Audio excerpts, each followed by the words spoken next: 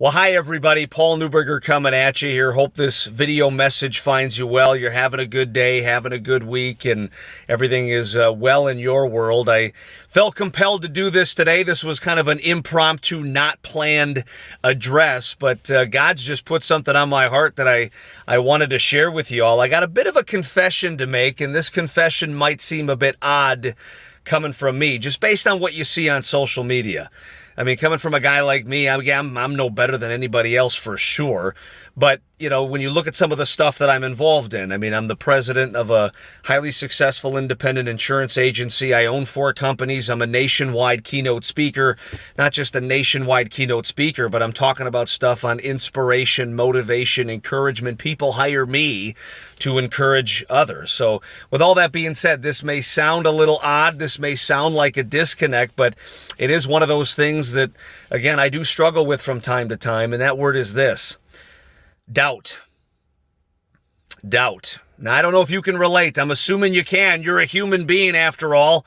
But from time to time, I suffer with doubt. And now it's gotten a lot better over the years, but I don't know if you know a lot of this stuff about me. But when I was in college, man, that was a bit of a rough time. I mean, I loved the school that I went to, but I suffered from anxiety when I was in college. Even after I graduated college, it got to the point where, I don't mind telling you, it got to the point where I was borderline suicidal from time to time. I didn't know if I wanted to keep battling this anxiety, if I wanted to keep fighting that uphill climb every single day. And for me, being a hard-charging alpha male, that anxiety came because I wanted to make sure that I could live up to my expectations.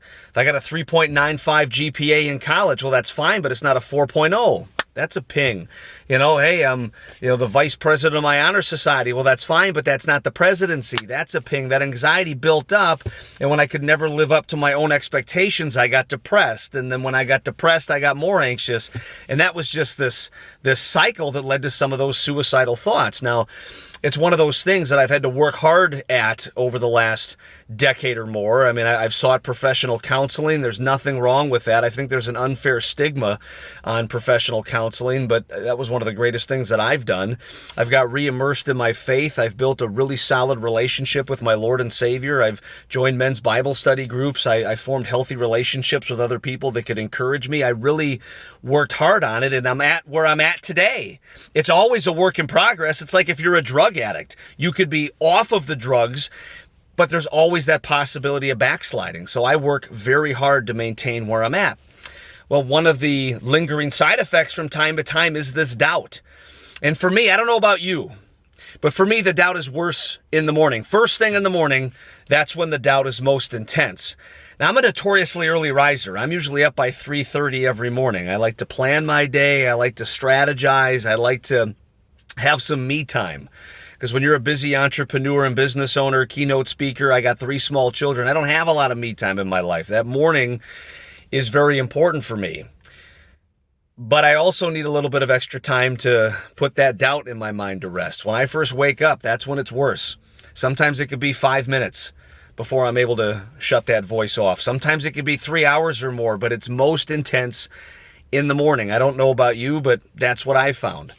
So I've got 2 things of encouragement for you that I want to leave you with here today. And I know some of this stuff can seem easier said than done, but this is what I've learned along the way. These are the things that have worked for me, and I hope that maybe this could work for you as well. So the first one is, if you can win the first hour of the morning, win the first hour of the morning, win the day. That first hour of the day, man, that sets the tone for the day. How that first hour goes, more often than not, the rest of your day goes. If you lose that first hour of the day, you're more likely to lose the day. How do you lose that first hour of the day, you ask? Well, if you start, the minute you wake up, you start scrolling through social media, you're reading other people's posts, you're reading about the great stuff going on in other people's lives, you might start feeling bad about yourself. You're on social media. You start reading about Donald Trump this, Democrats this, Russia this, Ukraine this, whatever the case may be. You start getting angry, you start getting frustrated, you start being hopeless. Well, who wants to start their day feeling angry, hopeless, envious, jealous, all that kind of stuff? Other thing that I used to do that I don't do anymore is within the first 20 minutes, I start checking email. Well, as the president of an insurance agency and the owner of several companies, if I'm getting emails at 1 in the morning, it's usually not for good reasons. Now I'm getting caught up in that. Now the anxiety, now the to-do list goes bigger. The intensity of the day just starts magnifying because I lost after 20 minutes because now I'm sucked into other people's problems. I'm sucked into the activities of the day. So what I do now for the first hour is, yes, I use my phone to do the alarm, but I shut the alarm off. I put my phone away. Now that first hour is me time. I have breakfast in silence. Just me and my thoughts, filling up on a nutritious breakfast. I have a daily devotional, so I read that. I want to start my day off in the Word. I'll maybe read a little bit of the Bible. Again, I want to start my day off on a firm foundation. I want to armor up, as it were. And then I start writing out my to-do list. These are the things I want to get done today. These are the people I want to call today. These are the projects I want to get done today. And what I find is by the time that first hour is done, what's happened? I'm grounded in the Bible. I have my encouragement. My tank is full from a good breakfast. I've had some coffee, got some caffeine in me, and I've had some time to plan my day. Now I'm ready to tackle the day. Now I'm ready for emails. Now I'm ready for social media. Now I'm ready for what the world has thrown my way. And I usually win the day because I've won that first hour. The last thing that I want to tell you is this. Doubt is not real. Doubt is a fake emotion. Doubt is not coming from you. Doubt is coming from somebody else. And as I said before, I'm an unapologetic Christian. You don't have to be, but you can't separate the Christian me from the secular me. It's just me. I believe doubt comes from the enemy. And it usually comes from the enemy at a time when you're a threat to the enemy. You're onto something. You're onto something big. You're going in the right direction. You're about to accomplish something. You're witnessing to others. You're encouraging others. You're about to do something big in the world, and you're a threat to the enemy. If you're not a Christian, you're not spiritual, no problem. Just recognize this. That doubt is not your voice. You've got this idea. You've got this plan. You've got this vision. You've got something that you want to share with the world, and there's this voice in your head saying, you know what?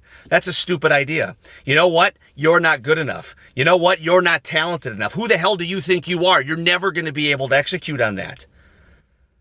You've got to recognize that for what that is. That is not your voice. It's tough to ignore it. It's tough to plow through. It's tough to push that aside, but you have to. You are good enough. You are talented enough. You are skilled enough. You are touching lives. You are making the world a better place. And you got to shut that stupid voice out because that's not your voice. That's the enemy's voice. That's somebody who doesn't know you, somebody who doesn't get you, somebody who to some degree views you as a threat, somebody who's going to change the world for the better and touch a lot of lives. Those are things that I've learned along the way. Some days are still going to be tough, man. Some days are still going to be a frickin' challenge. Some days are going to be a grind. But if you can just look at those two things and try to implement them as best you can. Number one, win that first hour. Even if you got to get up a little bit earlier. Just take an hour for you, man. Get your armor on. Get your head right. Get your emotions right. Get some clarity of thought. Do what you got to do to prepare to battle the day, because sometimes these days are like war and you got to armor up. You got to get your weapons ready. Got to get your head right. Got to get your heart right. But if you go into the day reactive, losing that first hour, it's going to be tough. Win that first hour, win the day, and just remember this. Doubt is total BS. Doubt is not legitimate. Doubt is not real. And I usually find that the more doubt I get, the biggest infusion of doubt that overwhelms me usually comes right before something big, right when I'm onto something. I've got a lot more thoughts on this, but I don't want to take any more time out of your day. If you got any questions, if you want to reach out to me, I'd love to hear from you. Call me, email me, text me, maybe even leave some comments below. What have you found to overcome doubt? What strategies have worked for you to shut that stupid voice out in your head that says you're not good enough and you're not talented enough? I'd love to hear from you. Doubt is out there. It's a false emotion. It's fake. We have to overcome it, but I would love to hear a little bit more about how you've battled doubt in your life. Thank you for listening to me. I really do appreciate it. Hopefully this has offered some encouragement to you, and together we can fortify each other and make sure that we're moving ahead as strategically as we want to. Have a great day, everybody. God bless you. Bye-bye.